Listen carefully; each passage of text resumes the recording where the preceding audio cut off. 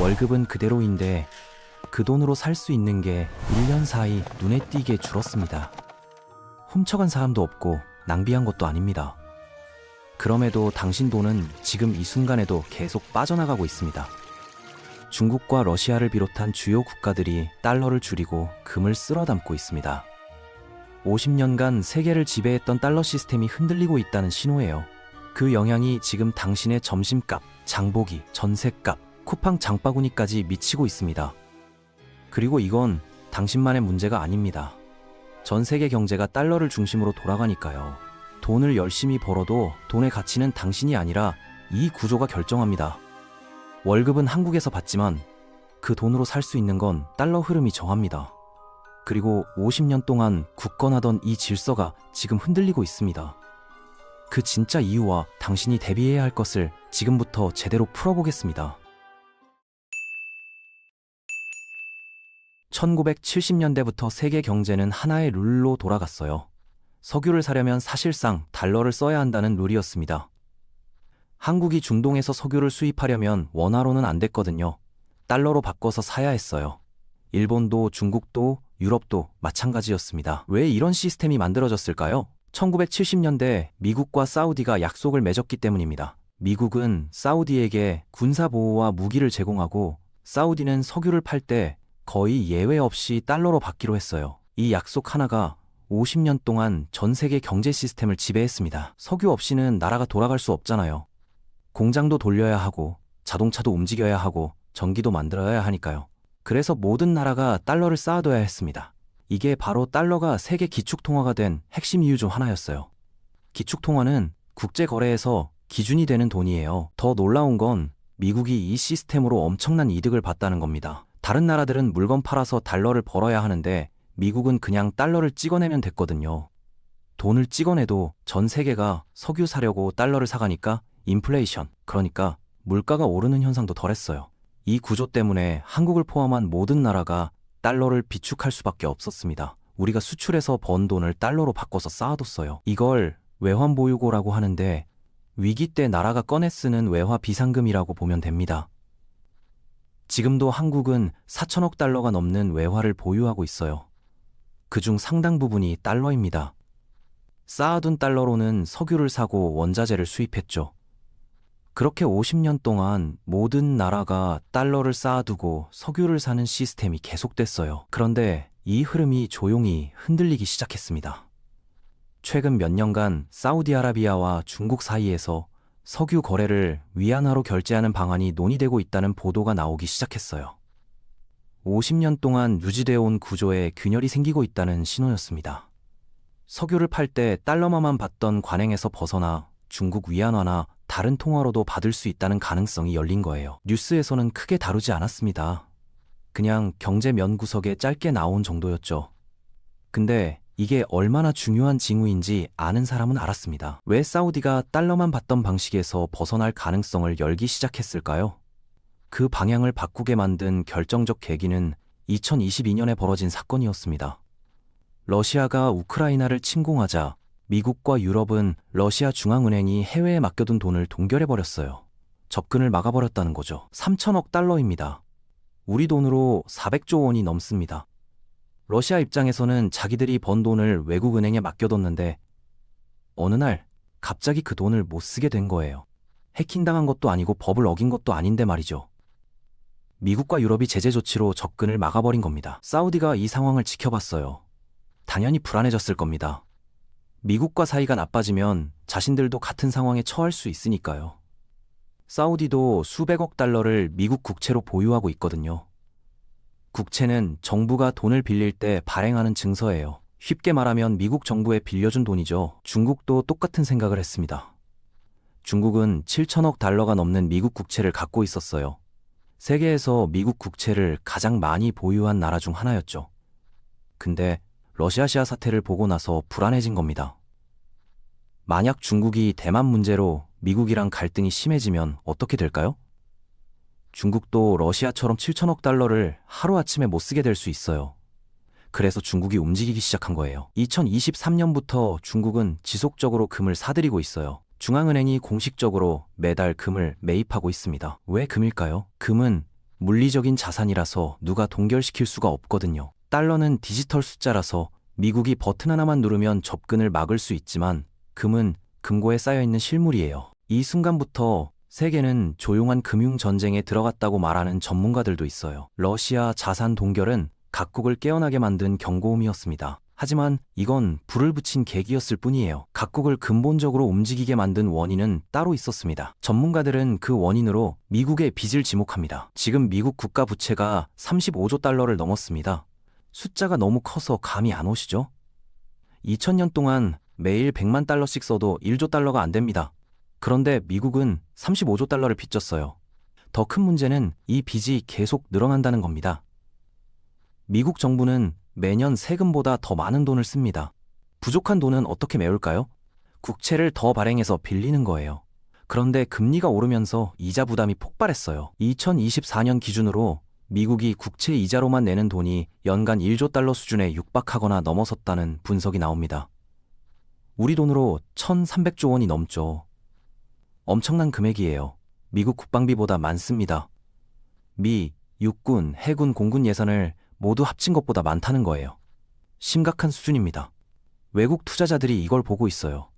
중국, 일본, 사우디 같은 나라들이 미국 국채를 엄청나게 많이 갖고 있는데 불안해지기 시작한 거죠.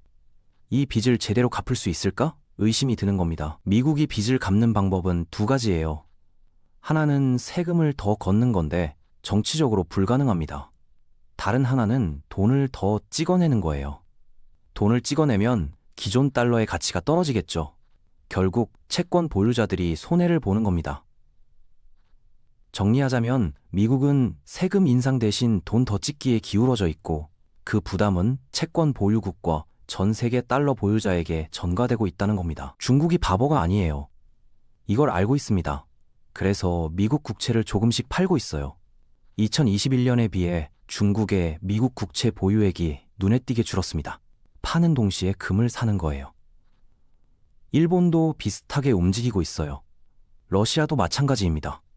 세계 주요 국가들이 조용히 달러 비중을 줄이고 금 비중을 늘리고 있어요. 겉으로는 별개의 사건들 같지만 놀랍게도 하나의 흐름으로 이어지는 움직임입니다. 여기에 더해서 새로운 결제 시스템까지 만들어지고 있어요. M-브릿지라고 들어보셨나요? 미국을 거치지 않고 나라끼리 바로 결제할 수 있는 시스템입니다. 중국, 사우디, UAE, 태국이 함께 만든 시스템입니다. 기존 스위프트는 국제 송금할 때 쓰는 네트워크인데 미국이 통제할 수 있어서 2022년에 러시아를 차단했거든요. M-브릿지는 미국을 거치지 않아요. 달러가 필요 없어집니다. 하지만 이건 단순한 기술 변화가 아니었습니다. 이건 정치적인 선언이에요. 우리는 더 이상 미국 시스템에 의존하지 않겠다는 뜻입니다. 미국이 제재할 수 없는 경제권을 만들겠다는 거죠. 브릭스 국가들이 이 시스템을 확대하고 있어요. 브릭스는 미국 중심 경제에서 벗어나려는 신흥 강대국 연합이에요. 브릭스는 브라질, 러시아, 인도, 중국, 남아공의 첫 글자를 딴 겁니다. 원래 5개국으로 시작했는데 2024년에 이집트, 에티오피아, 이란, UAE가 추가로 가입했어요. 그리고 지금 30개국이 넘게 가입 대기 중입니다. 이 나라들은 지금 자기들끼리 거래할 때 비달러 결제를 늘리려는 시도를 하고 있습니다. 중국이 브라질한테 대두를 사면 위안화나 헤아르화로 결제해요. 인도가 러시아한테 석유를 사면 루피화나 루블화로 거래하고요. 개별적으로 보면 작은 움직임 같지만 모이면 엄청난 힘이에요. 브릭스 국가들이 세계 인구의 45%를 차지합니다. 세계 GDP의 30%가 넘고요. 여기에 가입 대기 중인 나라들까지 합치면 더 커져요. 이 나라들이 보유한 자원도 어마어마해요. 석유, 천연가스, 구투이, 리튬, 히토류 같은 핵심 자원의 대부분을 이 국가들이 갖고 있습니다. 앞으로 전기차 배터리 만들려면 리튬이 필요한데 브릭스 국가들이 그걸 갖고 있어요. 그러면 이게 당신한테 무슨 상관이냐고요? 직접적인 영향이 있습니다. 달러 시스템이 흔들리면 어떻게 될까요? 미국이 빚을 해결하려면 결국 돈을 더 찍어낼 수밖에 없습니다. 달러가 많이 풀리면 달러 가치가 떨어지고 그러면 전 세계 원자재 가격이 치솟게 됩니다. 왜냐하면 석유, 구리, 밀 같은 원자재는 대부분 달러로 거래되거든요. 달러 가치가 떨어지면 같은 물건을 사는데 더 많은 달러가 필요해집니다. 결국 원자재 가격이 오르는 거죠. 한국은 원자재를 대부분 수입하는 나라예요. 석유도 수입하고 천연가스도 수입하고 밀도 수입하고 옥수수도 수입합니다. 원자재 가격이 오르면 그 비용은 결국 소비자 가격에 반영됩니다. 쿠팡에서 파는 물건값이 오르고 마트에서 사는 식료품 가격이 오릅니다. 예를 들어 작년에 18만 9천 원 하던 운동화가 올해 22만 원이 된 이유 중 하나가 이겁니다. 수입 완제품 가격이 오른 거예요. 스타벅스 아메리카노 가격도 올랐죠.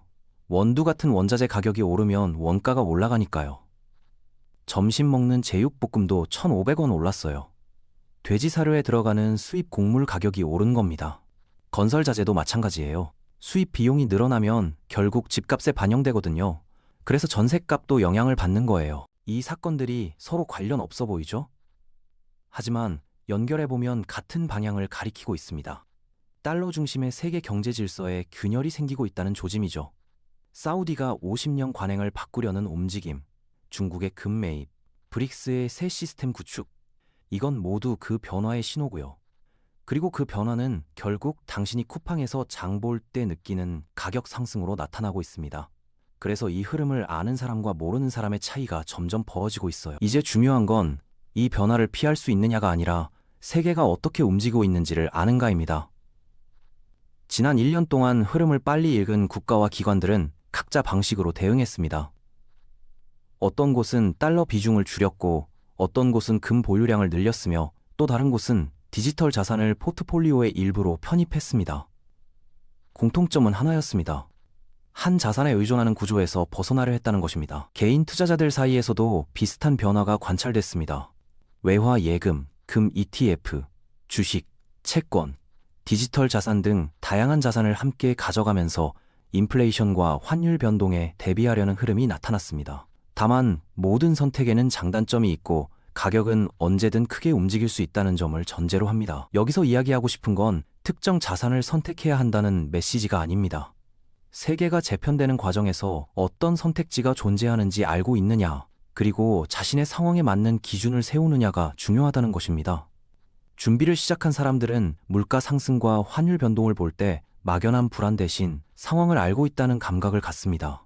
준비의 크기보다 더 중요한 건 준비를 하고 있다는 사실 자체입니다. 많은 전문가들은 지금을 50년 동안 유지된 시스템이 흔들리고 새로운 질서가 만들어지는 전환점이라고 말합니다. 이 흐름 속에서 준비하지 않은 사람과 준비한 사람의 격차는 시간이 지날수록 벌어질 가능성이 높습니다. 돈의 가치를 움직이는 힘이 무엇인지 이제 보이실 겁니다. 그 힘을 바꿀 수는 없어도 그 안에서 자신을 지키는 선택을 할 수는 있습니다. 불안은 정보가 없을 때 생기고 기회는 정보를 알고 있는 사람에게 열립니다. 세상은 바뀌고 있지만 준비된 사람에게는 위기가 아니라 기회가 됩니다. 오늘 영상이 도움되셨다면 구독과 좋아요 부탁드립니다.